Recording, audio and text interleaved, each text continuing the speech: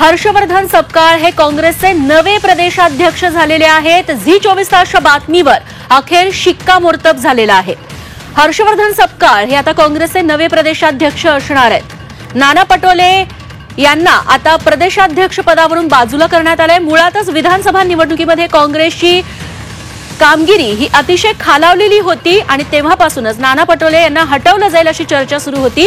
मात्र तब्बल 2.5 महिने लागले काँग्रेसला नवा प्रदेशाध्यक्ष शोधायला। अनेक महत्त्वाची आणि ज्येष्ठ नावं चर्चेत होती काँग्रेसच्या प्रदेशाध्यक्ष पदासाठी, अगदी पृथ्वीराज चव्हाणांपासून ते सतेज पाटलांपर्यंत। मात्र हर्षवर्धन सपकाळ यांच्या नावावरती आता शिक्कामोर्तब झालेलं आहे। मनश्री पाठक आमच्या प्रतिनिधी याबद्दल आपल्याला अधिक माहिती देतील। मनश्री, तुमच्याकडे या बातमीबद्दल काय अधिक तपशील? हर्षवर्धन सपकाळ हे आता काँग्रेसचे नवे प्रदेशाध्यक्ष असतील, तर त्यासोबतच विजय वडेट्टीवार यांची सुद्धा विधिमंडळ पक्षनेतेपदी काँग्रेसकडून नियुक्ती करण्यात आलेली आहे। त्याच्यामुळे या 2 महत्त्वाच्या नियुक्त्या आज काँग्रेसने जाहीर केलेल्या आहेत। यापूर्वीच नाना पटोलेंनी हायकमांडला मेल पाठवत आपण राजीनामा देण्याची इच्छा व्यक्त करत आहोत अशा आशयाचा मेल पाठवला होता। राजीनामा दिलेला होता, मात्र तो मान्य होत नव्हता। अखेरीस तो मान्य झालेला आहे आणि नाना पटोले हे आता काँग्रेसच्या प्रदेशाध्यक्ष पदावरून पायउतार झालेले आहेत आणि त्याच्या जागी वर्णी लागलेली आहे ती म्हणजे हर्षवर्धन सपकाळ यांची।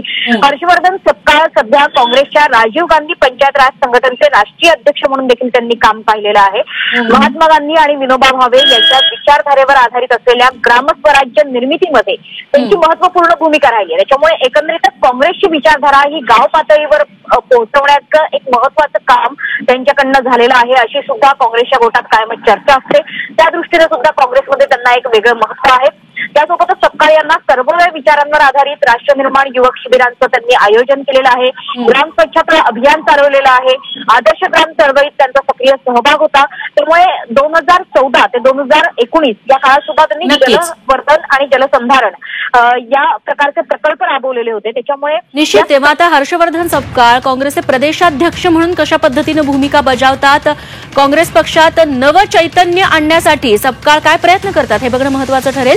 मनश्री, धन्यवाद तुम्ही दिलेल्या या माहितीबद्दल।